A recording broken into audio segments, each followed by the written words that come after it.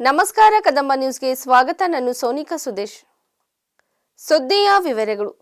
ಹಿರಿಯ ಪತ್ರಕರ್ತರು ಹಾಗೂ ಕರ್ನಾಟಕ ಕಾರ್ಯನಿರತ ಪತ್ರಕರ್ತರ ಸಂಘದ ನಿಕಟಪೂರ್ವ ಜಿಲ್ಲಾ ಉಪಾಧ್ಯಕ್ಷರಾಗಿದ್ದ ನಾಕ್ಷಟಿ ಧರಂಪುರೆ ಹೃದಯಾಘಾತದಿಂದ ನಿಧನರಾಗಿದ್ದಾರೆ. ಅವರಿಗೆ 56 ವರ್ಷ ವಯಸ್ಸಾಗಿತ್ತು. ದಿವಂಗತ ಪತ್ನಿ, ಓರ್ವ ಪುತ್ರ, ಇಬ್ಬರು ಪುತ್ರಿಯರು, ಅಪಾರ ಬಂಧು ಮಿತ್ರರನ್ನು ಬಿಟ್ಟು ಅಗಲಿದ್ದಾರೆ. ದಿವಂಗತರ ಅಂತ್ಯಕ್ರಿಯೆಯು ನಗರದ ಚಿದ್ರಿಯಲ್ಲಿರುವ ವೀರಶೈವ ರುದ್ರಭೂಮಿಯಲ್ಲಿ ಜರುಗಿತು. ಸುಮಾರು 3.5 ದಶಕಗಳಿಗೂ ಅಧಿಕ ಕಾಲ ಪತ್ರಿಕಾ ರಂಗದಲ್ಲಿ ಸೇವೆ ಸಲ್ಲಿಸಿದ್ದಾರೆ. ಇವರು ಉತ್ತರ ಕರ್ನಾಟಕ ಜನಧನಿ ಪತ್ರಿಕೆ, ದುರ್ಗಾ ನ್ಯೂಸ್ ಚಾನೆಲ್ನಲ್ಲಿ ವರದಿಗಾರರಾಗಿ, ಕ್ರಾಂತಿ ಭೌಮ ವಾರ ಪತ್ರಿಕೆ, ಇತ್ತೀಚೆಗೆ ಶರಣಭೂಮಿ ಪತ್ರಿಕೆಯಲ್ಲಿ ಸಂಪಾದಕರಾಗಿ ಸೇವೆ ಸಲ್ಲಿಸುತ್ತಿದ್ದರು. ದಿವಂಗತರು ಕೇವಲ ಪತ್ರಕರ್ತರಾಗಿರದೆ ಸಾಹಿತಿಗಳು, ಕಲಾವಿದರು, ಧಾರ್ಮಿಕ ಚಟುವಟಿಕೆಗಳಲ್ಲಿ ಸಕ್ರಿಯವಾಗಿ ತೊಡಗಿದ್ದರು. ಇವರ ಅಗಲಿಕೆಯಿಂದ ಇಡೀ ಬೀದರ್ ಪತ್ರಕರ್ತರ ಬಳಗ ಬಡವಾಗಿದೆ. ಸರ್ವ ಸಜ್ಜನ ಮಾಧ್ಯಮ ಮಿತ್ರನನ್ನು ಕಳೆದುಕೊಂಡು ಕೆಡಬ್ಲ್ಯೂಜೆ ಅತ್ಯಂತ ದುಃಖ ಅನುಭವಿಸಿದಂತಾಯಿತು. ಅವರ ಅಗಲಿಕೆಯಿಂದ ಅವರ ಕುಟುಂಬಕ್ಕಾದ ನೋವು ತಡೆದುಕೊಳ್ಳುವ ಶಕ್ತಿ ಭಗವಂತ ದಯಪಾಲಿಸಲಿ ಎಂದು ಪ್ರಾರ್ಥಿಸುವುದಾಗಿ ಕೆಯುಡಬ್ಲ್ಯೂಜೆ ತಂಡವು ಸಂತಾಪ ವ್ಯಕ್ತಪಡಿಸುತ್ತದೆ. ಕರ್ನಾಟಕವನ್ನು ರಾಜ್ಯದ ಕಾಂಗ್ರೆಸ್ ಸರ್ಕಾರ ಜಂಗಲ್ ರಾಜ್ ಮಾಡಲು ಹೊರಟಿದೆ ಎಂದು ಬಿಜೆಪಿ ರಾಜ್ಯಾಧ್ಯಕ್ಷ ಸೋಮನಾಥ್ ಪಾಟೀಲ್ ಆರೋಪಿಸಿದ್ದಾರೆ. ನಗರದ ಪತ್ರಿಕಾ ಭವನದಲ್ಲಿ ನಡೆದ ಪತ್ರಿಕೆಗೋಷ್ಠಿಯಲ್ಲಿ ಮಾತನಾಡಿ ಅವರು, ಇಡೀ ದೇಶ ಗುಂಡರಾಜ್ನಿಂದ ಮುಕ್ತ ಹೊಂದುತ್ತಿದ್ದರೆ ಇತರ ರಾಜ್ಯದಲ್ಲಿ ಕಾಂಗ್ರೆಸ್ ಸರ್ಕಾರ ಗುಂಡರಾಜ್ ಮಾಡುತ್ತಿದೆ. ಇದಕ್ಕೆ ಬಳ್ಳಾರಿಯಲ್ಲಿ ನಡೆದ ಘಟನೆಯೇ ಕಾರಣವಾಗಿದೆ ಎಂದು ಹೇಳಿದರು. ಕೇಂದ್ರ ಯೋಜನೆ ರಾಜ್ಯದ ಸಿಎಂಗೆ ಅರ್ಥವಾಗುತ್ತಿಲ್ಲ. ಕಾಂಗ್ರೆಸ್ ಸರ್ಕಾರ ಜನರಿಗೆ ಸುಳ್ಳು ಭರವಸೆ ನೀಡಿ ಬಡವರನ್ನು ಬಡವರಾಗಿಯೇ ಉಳಿಯಬೇಕೆಂಬ ಉದ್ದೇಶ ಇಟ್ಟುಕೊಂಡಿದೆ. ಸಿಎಂ ಸಿದ್ದರಾಮಯ್ಯ ಅವರು ಪತ್ರಿಕೆಗೋಷ್ಠಿಯಲ್ಲಿ ವಿಬಿಜಿ ರಾಮ್ಜಿ ಕುರಿತು ತಪ್ಪು ಮಾಹಿತಿಯನ್ನು ಜನರಿಗೆ ನೀಡಿದ್ದಾರೆ ಎಂದರಲ್ಲದೆ ಈ ಯೋಜನೆ ಬಗ್ಗೆ ಸಿಎಂ ಅವರಿಗೆ ಹಾಗೂ ಸಚಿವ ಪ್ರಿಯಾಂಕ್ ಅವರಿಗೆ ಅರ್ಥವೇ ಆಗಿಲ್ಲ ಎಂದ ಅವರು, ಮಹಾತ್ಮ ಗಾಂಧಿ ಹೆಸರು ನರಗದಿಂದ ಕೈಬಿಡಲಾಗಿದೆ ಎಂದು ಹೇಳುವ ಕಾಂಗ್ರೆಸ್ಸಿಗರು ಮೊದಲು ಜವಾಹರ್ ಇದ್ದ ಹೆಸರು ಕೈಬಿಟ್ಟು ಗಾಂಧಿ ಹೆಸರು ಸೇರಿಸಿದ್ದು ಕಾಂಗ್ರೆಸ್. ಈ ನರಗ ಹೆಸರಲ್ಲಿ ಭ್ರಷ್ಟಾಚಾರ ನಡೆದಿದೆ ಎಂದು ಆರೋಪಿಸಿದರು. ಇವತ್ತಿಂತ ಸರ್ಕಾರ ರಾಜ್ಯದಲ್ಲಿ ನಡೀತಾ ಇದೆ. ಇವತ್ತಲ್ಲೇ ಎಲ್ಲಾ ಕಡೆ ಪೊಲೀಸರ ದುರುಪಯೋಗವನ್ನು ಪಡಿಸ್ಕೊಂಡು ಇವತ್ತು ಕಾಂಗ್ರೆಸ್ ಸರ್ಕಾರ ಆಡಳಿತದಲ್ಲಿ ನಡೀತಾ ಇದೆ. ರಾಜ್ಯವನ್ನು ಗುಂಡ ರಾಜ್ಯ ಮಾಡಬೇಕು ಅಂತ ಹೇಳುವಂತ ಕಡೆ ಹೊರಟಿದೆ.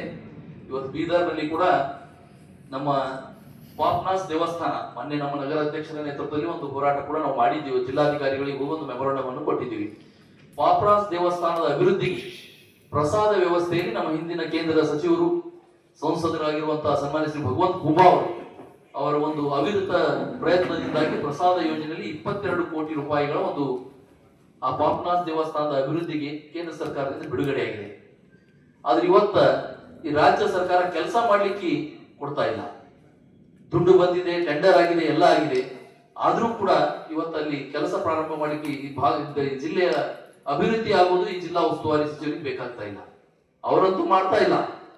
ಆದ್ರೆ ಅದು ಇದ್ದಂತ ಹಿಂದೆ ಆಗಿದ್ದಂತ ಅಭಿವೃದ್ಧಿ ಕೆಲಸಗಳನ್ನು ಇವತ್ತು ಬಂದಂತ ಎಂಪಿಗಳು ಹೇಳ್ಬೇಕು, ಅವ್ರು ಬಂದ ನಂತರ ಏನೇನು ಅಭಿವೃದ್ಧಿ ಮಾಡಿದ್ದಾರೆ ಅಂತ ಹೇಳಿ. ಅವ್ರ ಲ್ಯಾಂಡ್ ಅನ್ನು ಬಿಟ್ಟಿದ್ರೆ ಬೇರೆ ಯಾವ ಯೋಜನೆಯನ್ನು ಜಿಲ್ಲೆ ತಂದಿದ್ದಾರೆ ಅಂತ ಹೇಳ್ಬೇಕು. ಆದ್ರ ಹಿಂದೆ ಬಂದಂತ ಕೆಲಸಗಳಿಗೂ ಕೂಡ ಇವರು ಅದನ್ನು ಮಾಡ್ಲಿಕ್ಕೆ ಬಿಡ್ತಾ ಇಲ್ಲ.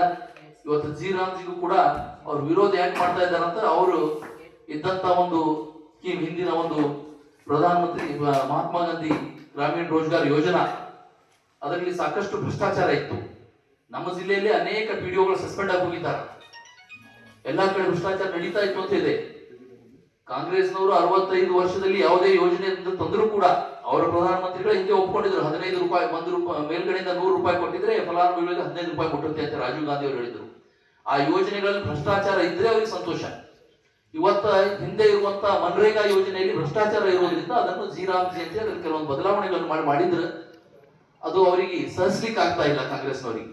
ಅದಕ್ಕಾಗಿ ಇವತ್ತು ಅವ್ರ ವಿರುದ್ಧ ಹೋರಾಟ ಮಾಡ್ತಾ ಅಂತ ಹೇಳಿದ್ರೆ ಅದರ ಬಗ್ಗೆ ಸವಿಸ್ತಾರವಾಗಿ ನಮ್ಮ ಭಗವಂತ ಖೂಬಾ ಅವರು. ಕರ್ನಾಟಕದ ಮುಖ್ಯಮಂತ್ರಿ ಸಿದ್ದರಾಮಯ್ಯ ಅವರು ರಾಜ್ಯದ ರಾಜಕೀಯ ಇತಿಹಾಸದಲ್ಲಿ ಅತಿ ಹೆಚ್ಚು ಕಾಲ ಮುಖ್ಯಮಂತ್ರಿ ಸ್ಥಾನದಲ್ಲಿ ಸೇವೆ ಸಲ್ಲಿಸಿದ ನಾಯಕ ಎಂಬ ದಾಖಲೆ ನಿರ್ಮಿಸಿರುವ ಹಿನ್ನೆಲೆಯಲ್ಲಿ ಬೀದರ್ ನಗರದಲ್ಲಿ ಕಾಂಗ್ರೆಸ್ ಕಾರ್ಯಕರ್ತರು ಹಾಗೂ ಅಭಿಮಾನಿಗಳು ಭರ್ಜರಿ ಸಂಭ್ರಮಾಚರಣೆ ನಡೆಸಿದರು. ನಗರದ ಪ್ರಮುಖವಾದ ಅಂಬೇಡ್ಕರ್ ವೃತ್ತದಲ್ಲಿ ಕಾರ್ಯಕರ್ತರು ಸಿಎಂ ಸಿದ್ದರಾಮಯ್ಯ ಅವರ 6 ಅಡಿ ಎತ್ತರದ ಕಟೌಟ್ ಹಿಡಿದು ಪಟಾಕಿ ಸಿಡಿಸಿ ಸಿಹಿ ಹಂಚುವ ಮೂಲಕ ತಮ್ಮ ಸಂತಸವನ್ನು ವ್ಯಕ್ತಪಡಿಸಿದರು. ಈ ವೇಳೆ ಕಾರ್ಯಕರ್ತರು ಅಹಿಂದ ನಾಯಕ ಸಿಎಂ ಸಿದ್ದು, ಅಲ್ಪಸಂಖ್ಯಾತರ ರಕ್ಷಕ, ಶೋಷಿತರ ಬಂಧು ಸಿದ್ದರಾಮಯ್ಯ ಎಂಬ ಘೋಷಣೆಗಳನ್ನು ಕೂಗುತ್ತಾ ತಮ್ಮ ಬೆಂಬಲವನ್ನು ವ್ಯಕ್ತಪಡಿಸಿದರು.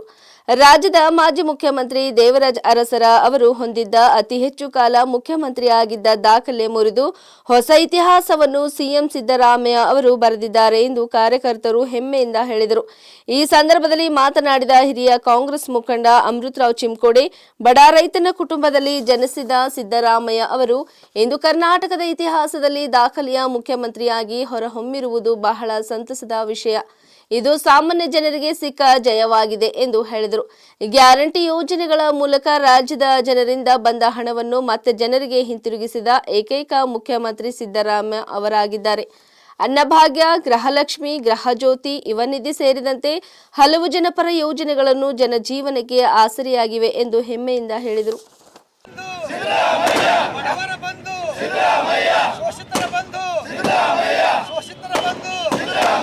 ಹೆಣ್ಣು ಮಕ್ಕಳ ಪ್ರೀತಿ ಪಾತ್ರರಾಗಿರ್ತಕ್ಕಂಥವ್ರು ಯಾರು?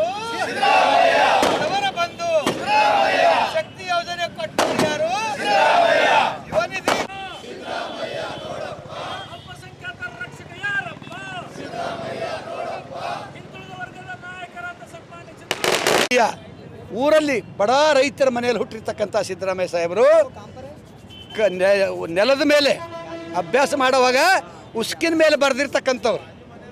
ಶಾಲೆ ಬರೀಲಿಕ್ಕೆ ಶಕ್ತಿ ಇರಲಾರ್ದಂಥ ಪೀರಿಯಡ್ದಲ್ಲಿ ಅಂಥವ್ರನ್ನ ಅವರ ಗುರುಗಳಾಗಿರ್ತಕ್ಕಂಥವ್ರು ಕಷ್ಟಪಟ್ಟು ಕಲಿಸಿ ಒಂದನೇ ಓದಿಲ್ಲ, ಒಂದನೇ ಬಿಡಿಸಿ 5ನೇಕ್ಕೆ ಸೆರಿಕೆ ಮಾಡಿದರು ಅಂತ ಹೇಳ್ತಾರೆ. ಅಂದರೆ ಶಿಕ್ಷಣ ಯಾರ ಮುತ್ತಿನ ಗಂಟಲ್ಲ.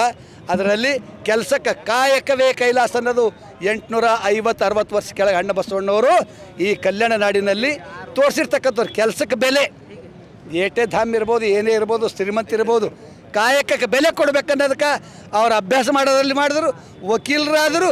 ಕೊನೆಗೆ ರಾಜಕೀಯದಲ್ಲಿ ಬಂದಿನ ಮೇಲೆ ಮುಖ್ಯಮಂತ್ರಿ ಆಗ್ತಕ್ಕಂಥ ಹಾಲತ್ ಬಂದ ಮೇಲೆ ಮುಖ್ಯಮಂತ್ರಿಗಳು ಒಂದು ಅದೇ ಮೈಸೂರಿನ ಡಿ ದೇವರಾಜ ಅರಸರವರು ಅಹಿಂದ ವರ್ಗಗಳಿಗೆ, ಅಶಕ್ತರಿಗೆ, ಶಕ್ತಿಹೀನರಿಗೆ ಜಾತಿ, ಮತ, ಪಂಥ, ಧರ್ಮ ನೋಡಿಲ್ಲ, ಮಾನವ ಧರ್ಮ ಒಂದು ಅನ್ನೋದಕ್ಕೆ ಅವರು ತಮ್ಮ ಪೀರಿಯಡ್ದಲ್ಲಿ ಕಸ ಗುಡಿಸ್ತಕ್ಕಂಥವ್ರಿಗೆ, ಹೊಲಸ್ತಿಗೆಯವರಿಗೆ ಆ ಕೆಲಸ ತೆಗಿಲಕ್ಕೆ ಹಚ್ಚಿ ಪ್ರೀತಿ ಮಾಡಿರ್ತಕ್ಕಂಥವ್ರು ದೇವರಾಜ ಅರಸರು. ಅವ್ರು ರೆಕಾರ್ಡ್ ಮಾಡಿದರು ಕರ್ನಾಟಕದಲ್ಲಿ. ಈಗ ಅವರ ಪರಮ ಭಕ್ತರಾಗಿರ್ತಕ್ಕಂಥ, ಪರಮ ಶಿಷ್ಯರಾಗಿರ್ತಕ್ಕಂಥವ್ರು ಸಿದ್ದರಾಮಯ್ಯರವರು. ಅವರು ದೇವರಾಜ ಅರಸರು ಕಲ್ಲೂರನ್ನ ಹಳ್ಳಿಯಲ್ಲಿ ಹುಟ್ಟಿದರು, ಹುಣಸೂರು ತಾಲೂಕು. ಇವರು ಸಿದ್ದರಾಮನ ಹುಂಡಿ. ಇವರು ಅವರ ಪರಮ ಶಿಷ್ಯರಾಗಿರ್ತಕ್ಕಂಥವ್ರು. ಅವ್ರಿಗಿಂತ ನಿನ್ನೆಗೆ ಅವ್ರ ರೆಕಾರ್ಡ್ ಲೆವೆಲ್ ಆಯಿತು. ಈಗೊತ್ತು ಒಂದು ದಿವಸ ಜಾಸ್ತಿ ಆಯಿತು. ಅವ್ರ ಪೀರಿಯಡು ಒಳ್ಳೆಯ ರೀತಿಯಲ್ಲಿ ಆಗಿ ಬರಲಿ ಅನ್ನೋದಕ್ಕೆ ಹೆಣ್ಣು ಮಕ್ಕಳಿಗೆ ಗೃಹಲಕ್ಷ್ಮಿ, ಒಂದು ತಿಂಗಳಿಗೆ 2,000, ವರ್ಷಕ್ಕೆ 24,000, ಕರೆಂಟ್ ಫ್ರೀ, ಅಕ್ಕಿ 5 ಬದಲಿ 10 ಕಿಲೋ ಕೊಟ್ಟಿರ್ತಕ್ಕಂಥದ್ದು. ಈಗ ಯುವನಿಧಿ, ತರುಣ ಶಕ್ತಿ. ಸ್ವಾಮಿ ವಿವೇಕಾನಂದರು ಹೇಳ್ತಾರೆ, ತರುಣ ಶಕ್ತಿ ದೇಶದ ಶಕ್ತಿ. ತರುಣರಿಗೆ ಕೆಲಸ ಸಿಕ್ಕಿಲ್ಲ, ಡಿಗ್ರಿ ಮಾಡಿದ ಮೇಲೆ ಅಂದ್ರೆ ಅವರಿಗೆ ತಿಂಗಳಿಗೆ 3,000 ಕೊಟ್ಟು ಕೆಲಸ ಹುಡುಕ್ಲಿಕ್ಕೆ ಅನುಕೂಲ ಆಗಬೇಕು.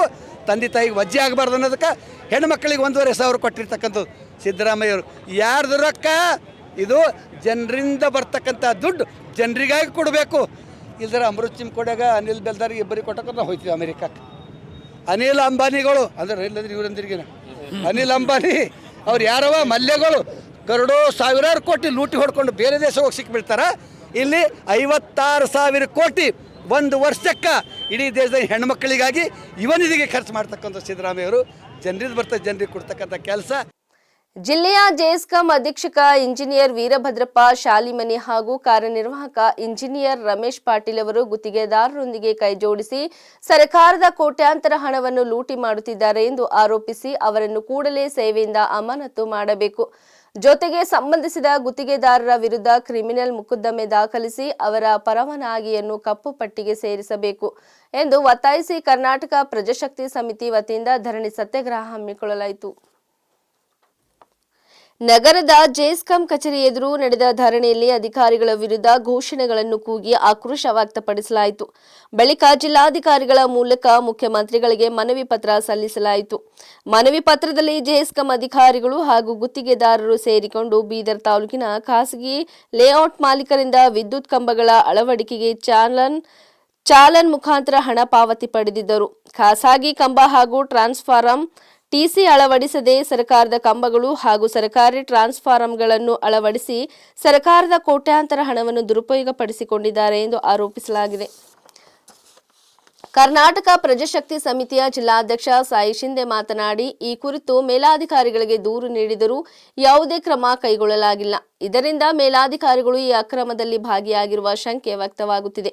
ಆದುದರಿಂದ ತಪ್ಪಿಸ್ಥ ಅಧಿಕಾರಿಗಳನ್ನು ಕೂಡಲೇ ಅಮಾನತು ಮಾಡಬೇಕು. ಜೊತೆಗೆ ಆ ಅಕ್ರಮದಲ್ಲಿ ಭಾಗಿಯಾದ ಗುತ್ತಿಗೆದಾರರ ಪರವಾನಗಿಯನ್ನು ಕಪ್ಪು ಪಟ್ಟಿಗೆ ಸೇರಿಸಬೇಕು ಎಂದು ಒತ್ತಾಯಿಸಿದರು. ಈ ಬೇಡಿಕೆಗಳಿಗೆ ಸ್ಪಂದಿಸದಿದ್ದಲ್ಲಿ ಮುಂದಿನ ದಿನಗಳಲ್ಲಿ ಜಿಲ್ಲಾ ಉಸ್ತುವಾರಿ ಸಚಿವರ ನಿವಾಸದ ಮುಂದೆ ಧರಣಿ ಸತ್ಯಾಗ್ರಹ ನಡೆಸಲಾಗುವುದು ಎಂದು ಎಚ್ಚರಿಕೆ ನೀಡಿದರು. ಹೋರಾಟ ಎಲ್ಲಿವರೆಗೆ ಹೋರಾಟ ಎಲ್ಲಿವರೆಗೆ ಹೋರಾಟ ಭ್ರಷ್ಟಾಧಿಕಾರಿಗಳಿಗೆ ಹೇಳಿದ್ದಿಕ್ಕಾರ ಬೇಕು ಬೇಕೇ ಬೇಕು ಇಂಥ ಭ್ರಷ್ಟಾಧಿಕಾರಿಗಳು ಹೇಳಿದ್ದಿಕ್ಕಾರ. ಕರ್ನಾಟಕ ಪ್ರಜಾಶಕ್ತಿ ಸಮಿತಿ ಹಾಗೂ ದಲಿತ ಸಂಘರ್ಷ ಸಮಿತಿ, ಭೀಮ್ ಆರ್ಮಿ, ವಿವಿಧ ಸಂಘಟನೆಗಳಿಂದ ಏನು ನಮ್ಮದು ದಲಿತ ಮತ್ತು ಮೈನಾರಿಟಿ ಸಮಿತಿ ಇವತ್ತೇನು ಬೆಂಬಲ ಸೂಚಿಸಿದಾರ ಅವ್ರಿಗೆ ಮೊದಲನೇದಾಗಿ ಧನ್ಯವಾದಗಳನ್ನು ಹೇಳ್ತೀನಿ. ಇವತ್ತೇನು ಜೆಸ್ಕಾಂ ಕಚೇರಿ ಮುಂದೆ ಸಾಂಕೇತಿಕ ಧರಣಿ ಏನು ಹಮ್ಮಿಕೊಂಡಿದ್ದೆವು. ಕಾರಣ ಈ ಬೀದರ್ ಜಿಲ್ಲೆದಾಗ ಈ ಜೆಸ್ಕಾಂ ಅಧಿಕಾರಿಗಳು ಏನದ ಅಂದ್ರೆ ಮನ ಬಂದಂತೆ ಲೂಟಿ ಹೊಡಿತಾ ಇದ್ದಾರೆ. ಉದಾಹರಣೆಗೆ ಇಲ್ಲಿ ಬೀದರ್ ಆಗಲಿ, ಹುಮ್ನಾಬಾದ್ ಆಗಲಿ, ಬಸವ ಕಲ್ಯಾಣ ಆಗಲಿ, ಕಮಲ್ ನಗರ್ ಆಗಲಿ, ಇಡೀ ನಮ್ಮ ಜಿಲ್ಲೆದಂತ ಏನು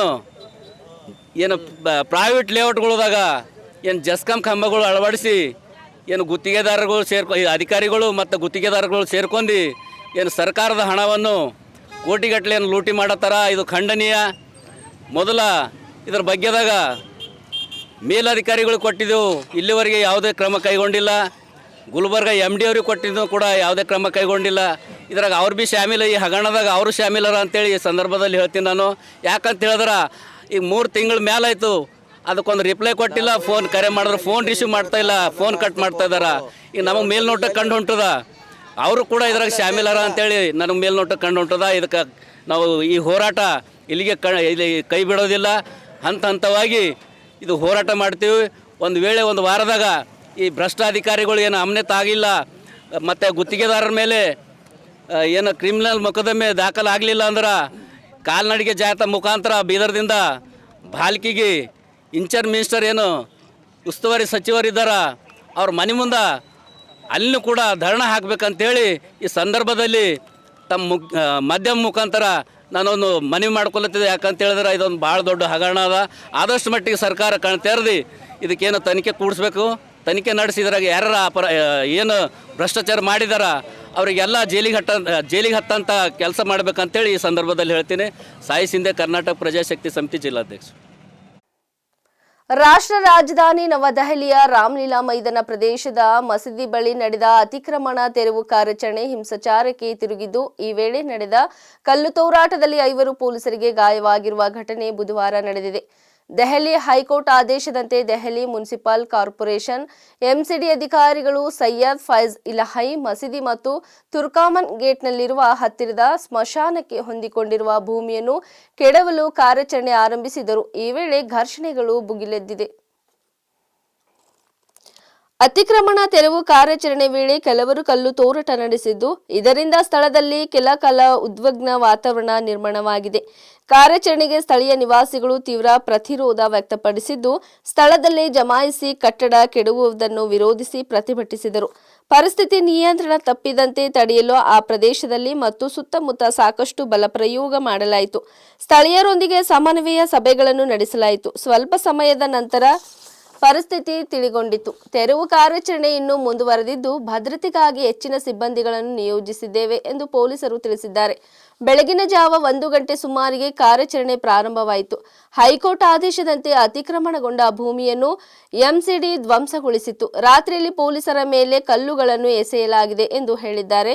ಘಟನೆಯಲ್ಲಿ 4-5 ಪೊಲೀಸರಿಗೆ ಸಣ್ಣ ಪುಟ್ಟ ಗಾಯಗಳಾಗಿವೆ. CCTV ಕ್ಯಾಮೆರಾ ದೃಶ್ಯಗಳು ಮತ್ತು ಬಾಡಿ ಕ್ಯಾಮೆರಾ ದೃಶ್ಯಗಳನ್ನು ಪಡೆದ ತಕ್ಷಣ ನಾವು ದುಷ್ಕರ್ಮಿಗಳನ್ನು ಗುರುತಿಸಿ ಕಾನೂನು ಕ್ರಮ ಕೈಗೊಳ್ಳುತ್ತೇವೆ ಎಂದು ತಿಳಿಸಿದ್ದಾರೆ.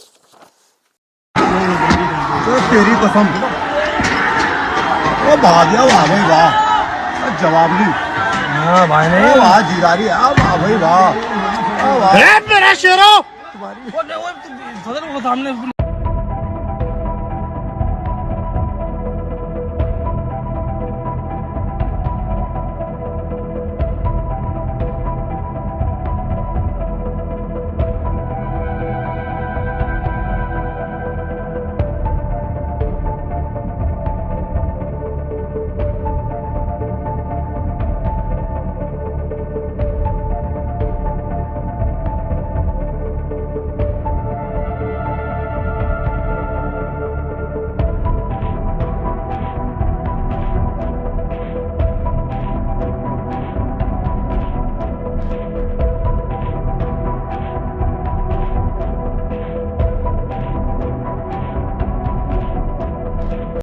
ಇಲ್ಲಿವರೆಗೆ ಸುದ್ದಿ ಕೊಟ್ಟಿದ್ದು ನಾನು ಸೋನಿಕಾ ಸುದೇಶ್. ಮುಂದಿನ ಸುದ್ದಿಯೊಂದಿಗೆ ಮತ್ತೆ ಭೇಟಿಯಾಗೋಣ. ವಂದನೆಗಳು.